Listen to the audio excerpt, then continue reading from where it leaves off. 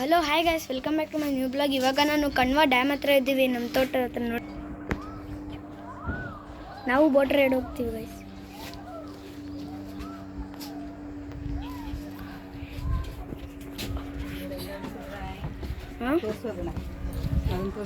Guys ಅಲ್ಲಿ ನೋಡಿ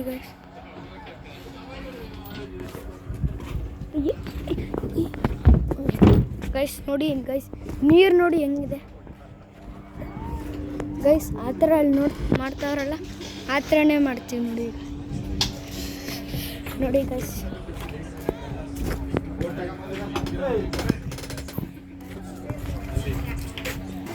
guys ನೋಡಿ ಗೈಸ್, ನಾವು ವಿಡಿಯೋ ಮಾಡೋಕ್ಕಾಗಲ್ಲ ಅಲ್ಲಿ.